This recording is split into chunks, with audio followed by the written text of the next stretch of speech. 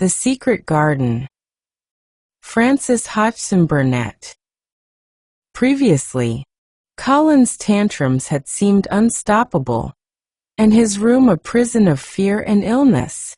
Yet Mary Lennox, with her courage and care, had brought stories of spring, robins, and the secret garden, soothing him into quiet sleep for the first time.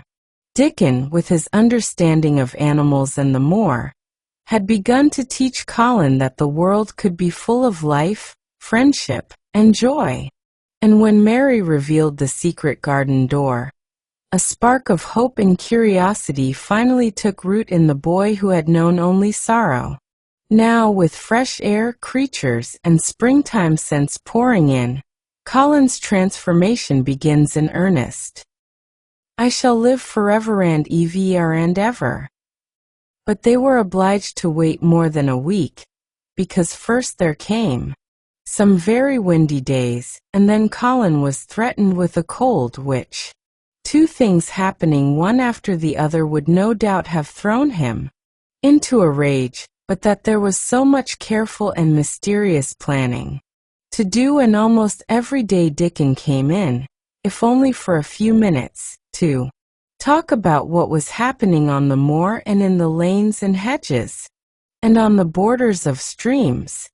The things he had to tell about otters, and badgers and water rats' houses, not to mention birds' nests and field mice and their burrows, were enough to make you almost tremble with excitement when you heard all the intimate details from an animal charmer and realized with what thrilling eagerness and anxiety the whole busy underworld was working. "They're same as us," said Dickon. "Only they have to build their homes every year, and it keeps them so busy they fair scuffle to get 'em done." The most absorbing thing, however, was the preparations to be made before Colin could be transported with sufficient secrecy to the garden. No one must see the chair carriage and Dickon and Mary after they turned a certain corner of the shrubbery and entered upon the walk outside the ivied walls. As each day passed, Colin had become more and more fixed in his feeling that the mystery surrounding the garden was one of its greatest charms. Nothing must spoil that. No one must ever suspect that they had a secret. People must think that he was simply going out with Mary and Dickon because he liked them and did not object to their looking at him. They had long and quite delightful talks about their route. They would go up this path and down that one and cross the other, and go round among the fountain flower beds as if they were looking at the bedding out plants the head gardener, Mr. Roach, had been having arranged. That would seem such a rational thing to do that no one would think it at all mysterious. They would turn into the shrubbery walks and lose themselves until they came to the long walls. It was almost as serious and elaborately thought out as the plans of march made by great generals in time of war. Rumors of the new and curious things which were occurring in the invalids' apartments had of course filtered through the servants' hall into the stable yards and out among the gardeners, but notwithstanding this, Mr. Roach was startled one day when he received orders from Master Colin's room to the effect that he must report himself in the apartment no outsider had ever seen, as the invalid himself desired to speak to him. "Well, well," he said to himself as he hurriedly changed his coat, "what's to do now?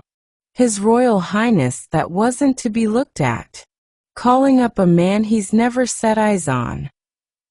Mr. Roach was not without curiosity. He had never caught even a glimpse of the boy and had heard a dozen exaggerated stories about his uncanny looks and ways and his insane tempers. The thing he had heard oftenest was that he might die at any moment, and there had been numerous fanciful descriptions of a humpback and helpless limbs, given by people who had never seen him. "Things are changing in this house, Mr. Roach," said Mrs. Medlock as she led him up the back staircase to the corridor onto which opened the hitherto mysterious chamber. "Let's hope they're changing for the better, Mrs. Medlock," he answered. "They couldn't well change for the worse," she continued. "And queer as it all is, there's them as finds their duties made a lot easier to stand up under. Don't you be surprised, Mr. Roach, if you find yourself in the middle of a menagerie and Martha Sowerby's Dickon more at home than you or me could ever be." There really was a sort of magic about Dickon, as Mary always privately believed. When Mr. Roach heard his name, he smiled quite leniently.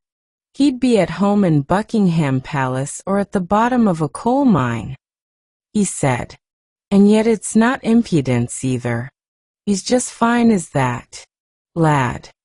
It was perhaps well he had been prepared, or he might have been startled. When the bedroom door was opened, a large crow, which seemed quite at home perched on the high back of a carven chair, announced the entrance of a visitor by saying caw-caw quite loudly. In spite of Mrs. Medlock's warning, Mr. Roach only just escaped being sufficiently undignified to jump backward. The young Rajah was neither in bed nor on his sofa. He was sitting in an armchair, and a young lamb was standing by him shaking its tail in feeding lamb fashion as Dickon knelt giving it milk from its bottle. A squirrel was perched on Dickon's bent back attentively nibbling a nut. The little girl from India was sitting on a big footstool looking on. "Here is Mr. Roach, Master Colin," said Mrs. Medlock. The young Rajah turned and looked his servitor over. At least that was what the head gardener felt happened. "Oh, you are Roach, are you?" he said. "I sent for you to give you some very important orders."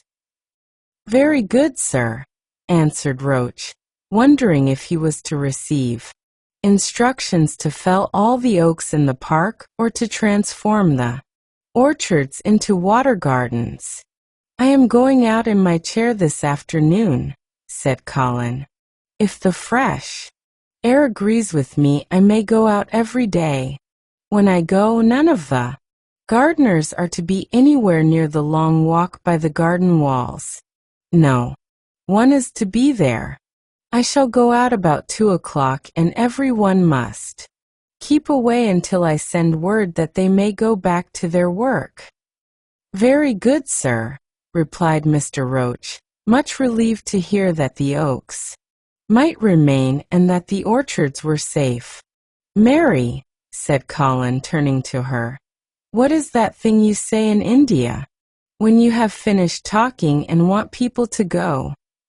"You say, 'You have my permission to go,'" answered Mary. The Rajah waved his hand. "You have my permission to go, Roach," he said. "But remember, this is very important."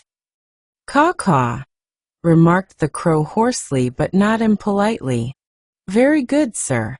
"Thank you, sir," said Mr. Roach, and Mrs. Medlock took him out of the room. Outside in the corridor, being a rather good-natured man, he smiled until he almost laughed. "My word," he said, "he's got a fine lordly way with him, hasn't he?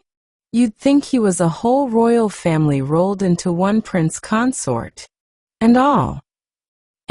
Protested Mrs. Medlock. "We've had to let him trample all over every one of us ever since he had feet, and he thinks that's what folks was born for." "Perhaps he'll grow out of it if he lives," suggested Mr. Roach. "Well, there's one thing pretty sure," said Mrs. Medlock. "If he does live and that Indian child stays here, I'll warrant she teaches him that the whole orange does not belong to him, as Susan Sowerby says, and He'll be likely to find out the size of his own quarter. Inside the room, Colin was leaning back on his cushions. "It's all safe now," he said. "And this afternoon I shall see it. This afternoon I shall be in it." Dickon went back to the garden with his creatures, and Mary stayed with Colin. She did not think he looked tired, but he was very quiet before. Their lunch came and he was quiet while they were eating it. Wondered why and asked him about it. "You did so well today. Rest and let your heart smile. Good night."